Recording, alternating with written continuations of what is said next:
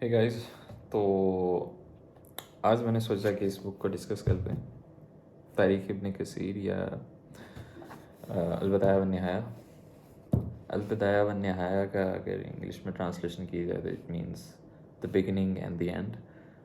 तो अरबिक मुझे नाम ज़्यादा पसंद है और उसकी एक ख़ास वजह है, और वो वजह है कॉन्टेक्स्ट। क्योंकि कॉन्टेक्स्ट का मतलब ही यही है कि आपको शुरुआत और एंडिंग पता हो किसी चीज़ की। मिसाल के तौर पर अगर कोई सेंटेंस है और उसके बीच के कुछ अल्फाज मैं आपको दे दूँ तो आपको समझ नहीं आएगी अनलेस कि मैं आपको उस सेंटेंस के शुरू का पार्ट और एंडिंग उसकी मैं आपको बताऊँ, तब आपको पूरा सेंटेंस समझ आएगा। या अगर कोई स्टोरी हो, अगर उसके बीच का कोई हिस्सा मैं आपको उठा के दे दूँ तो स्टोरी के बारे में आपको अब कुछ अखज़ नहीं कर सकेंगे अनलेस कि मैं आपको शुरू की स्टोरी की शुरुआत कैसे हुई, उसकी एंडिंग कैसे हुई, क्या हुई, वो ना बता दूँ। ठीक है, तो context is very very important. Similarly history का कोई एस्पेक्ट पकड़ लो, इवन काफ़ी सारे मॉडर्न कॉन्फ्लिक्ट्स भी अगर आप देख लो, फ़लस्तीन का कॉन्फ्लिक्ट है तो काफ़ी सारी चीज़ें दोनों साइडों पर लोग आउट ऑफ कॉन्टेक्स्ट ले लेते हैं। ठीक है, तो वो सिर्फ एक स्पेसिफिक मोमेंट को पकड़ लेते हैं कि अच्छा इस दिन ये हुआ या इस मोमेंट पे ये हुआ तो फिर ये सीन हुआ, लेकिन उससे पीछे नहीं देखते वो कि इससे पहले ये सीक्वेंस आ रही है मोमेंट्स की या एक्शंस की, तो उस वजह से ये हुआ, फिर उसके बाद ये हुआ। ठीक है, so context is very very important to understand everything. और सिमिलरली ज़िंदगी को अंडरस्टैंड करने के लिए, समझने के लिए, या इस कायनात में जिसमें हम वकूफ़ पज़ीर हैं उसको समझने के लिए, उस कायनात की तख्लीक से लेके उसके एंड तक की आपको स्टोरी पता होना ज़रूरी है। तो it does just that. Okay, तो that's why its name is अलबदाया वन निहाया, the beginning and the end. कायनात की तख्लीक और उसका एंड, क्योंकि इसके अंदर कायनात की तख्लीक जैसे हुई, सातों आसमानों की तख्लीक, मलाइका की, जन्नात की, रूहों की, लौह महफूज, कलम एंड एवरीथिंग, पानी की तख्लीक, इन सारी चीज़ों की सीक्वेंस, फिर ज़मीन और फिर उसके ऊपर नबातात एंड एवरीथिंग। उसके बाद फिर अम्बिया की आमद और उनकी सारी स्टोरीज़, फिर उनके बाद नबी करीम सल्लल्लाहु अलैहि वसल्लम का भी काफ़ी, उनकी पूरी सीरा ही इसके अंदर ऐड हुई हुई है, सो दैट्स गुड। उसके बाद असलाफ़ की स्टोरीज़, उन्होंने क्या किया, एंड उसके बाद असलाफ़ सहाबा, उसके बाद ताबईन, तबा ताबईन, and then story goes on. और फिर उसके बाद प्रेडिक्शंस क़यामत के दिन की, एंड उसके बाद क़यामत का दिन, एंड क़यामत के बाद जजमेंट्स, एंड इवन जजमेंट्स के बाद का भी सीन। तो वो सारी चीज़ें इसके अंदर इंक्लूडेड हैं तारीख़ इब्न कसीर में। अब इसके अच्छे खासे वॉल्यूम्स हैं। ठीक है, अब इस बुक के सेट में ये फर्स्ट बुक है ऑफ 8 अदर बुक्स। 9 बुक्स का सेट है ये, और मेरे ख्याल में पीछे आपको नज़र भी आ रही होंगी 8 बुक पीछे पड़ी हुई हैं। सो ये किताब मेरी कह लो कि डेली रूटीन का हिस्सा है।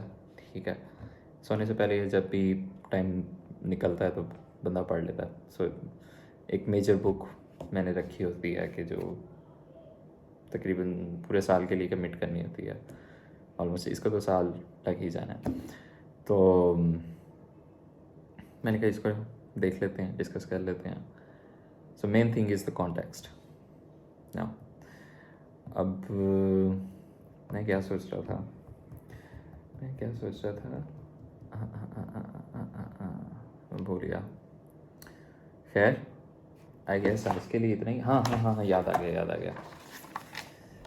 एक्चुअली मुझे आज तक समझ नहीं आई, मुझे किसी ने बताया नहीं। ठीक है ना, मैंने हदीस सुनी। ठीक है, मेरा जो बिलीफ सिस्टम बना था ना डिफरेंट काइंड्स ऑफ फिलॉसफी से, ठीक है, वो मेरा ये था कि आपके पास ग्रेटेस्ट पॉसिबल अपर्चर होना चाहिए चीज़ों को देखने का। मिसाल के तौर पर आपके पास एक ओवरव्यू होना चाहिए, मतलब जैसे आप गूगल मैप से आप अर्थ को देखते हो या किसी सिटी को देखते हो जूम आउट करके, ठीक है, आपको चीज़ें हर चीज़ों का कॉन्टेक्ट, हर चीज़ का कॉन्टेक्स्ट आपको नज़र आता है, हर चीज़ की लोकेशन आपको नज़र आती है in respect of others, other locations around that location. तो जितना आप जूम आउट करोगे उतनी ज़्यादा आपको, उतना ज़्यादा बड़ा आपको कॉन्टेक्स्ट मिल जाएगा, ठीक है। आप कह लो कि चाँद से अगर आप ज़मीन को देखोगे तो एक और कॉन्टेक्स्ट आपको मिलेगा, अगर आप और पीछे जाओगे तो एक और बड़ा कॉन्टेक्स्ट मिलेगा, उसके अंदर ज़मीन आपको छोटी सी नज़र आएगी। इसी तरह आप एक्सपेंड करते जाएं और आप कहने के पहुंच जाएं to the edges of the universe, तो आपको जो कॉन्टेक्स्ट मिलता है इट्स लाइक ह्यूज, ठीक है। तो उस कॉन्टेक्स्ट में जब आप ज़िंदगी को देखते हैं तो काफ़ी सारी चीज़ें सीखते हैं। अब मुझे ये था कि अब मैंने उस कॉन्टेक्स्ट को ढूंढा कॉस्मोलॉजी में, ठीक है। कॉस्मोलॉजी में डिफरेंट क्रिएशन की स्टोरी है, ठीक है।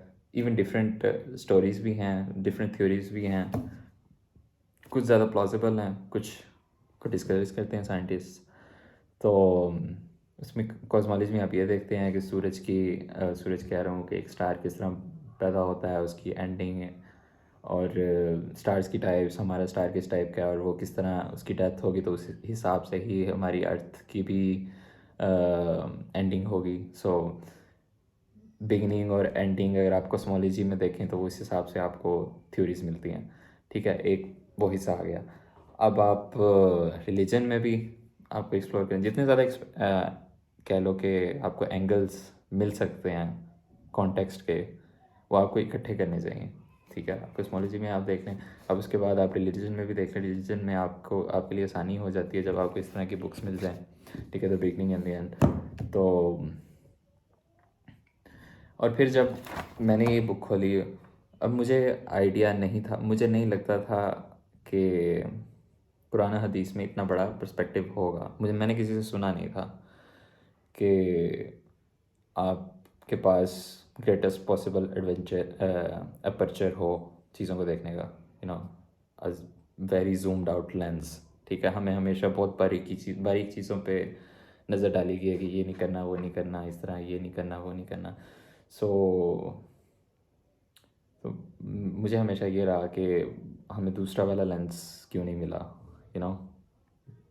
तो फिर इसके अंदर मुझे पता चला कि कुछ हदीस में मिलता है कि नबी करीम सल्लल्लाहु अलैहि वसल्लम ने पूरे पूरे दिन के लेक्चर्स दिए हैं about creation of the universe and then the ending of it, ठीक है। अब वो अलग बात है कि हमें वो लेंस दिखाया नहीं जाता, उस लेंस से चीज़ें दिखाई नहीं जाती। अब इसी के अंदर ये हदीस थी कि नबी सल्लल्लाहु अलैहि वसल्लम फजर के बाद बैठे, लेक्चर दिया on the creation of the universe, फिर ज़ोहर की नमाज के बाद फिर लेक्चर दिया असर तक, ठीक है। असर के बाद मगरिब तक, मतलब पूरी स्टोरी यूनिवर्स की और किस तरह ख़त्म होगी। फिर मगरिब के बाद इशा, इवन इशा के बाद भी लेक्चर चलता रहा।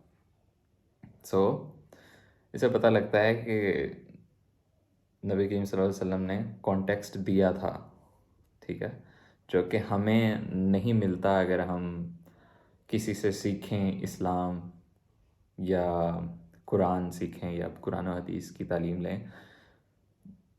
इवन जो मेन उलमा हैं वो भी ये लेंस नहीं देते, हालांकि बहुत क्रूशल लेंस है। और नबी करीम सल्लल्लाहु अलैहि वसल्लम ने इसी वजह से काफ़ी वक्त दिया है इसको, अपने कह लो कि जो असहाब थे उनके अंदर ये चीज़ इंटीग्रेट करने के लिए कि सबको पता हो कॉन्टेक्स्ट इस ज़िंदगी का, इस यूनिवर्स का जिसमें हम वक़ूफ़ पज़ीर हैं। तो it was important and I was glad कि ये चीज़ इंक्लूडेड है हमारे रिलीजन में और होनी भी चाहिए, क्योंकि एक तरह से मेरा एक शिकवा था कि क्यों नहीं है, और वो शिकवा इस बुक के स्टार्टिंग चैप्टर्स में ही सॉल्व हो गया। तो it was a good thing. और मैंने कहा आज थोड़ा बहुत इसका डिस्कस कर देते हैं, अगर कुछ और डिस्कवर किया तो वो भी इंशाल्लाह शेयर करूँगा मैं। This is just for my own articulation, कि मैं उन आइडियाज़ को एक्सप्लेन कर सकूं जो मैं कह लो कि ढूंढता हूँ किताबों में या कहीं भी, in movies and everything. So yeah, see you tomorrow, I guess.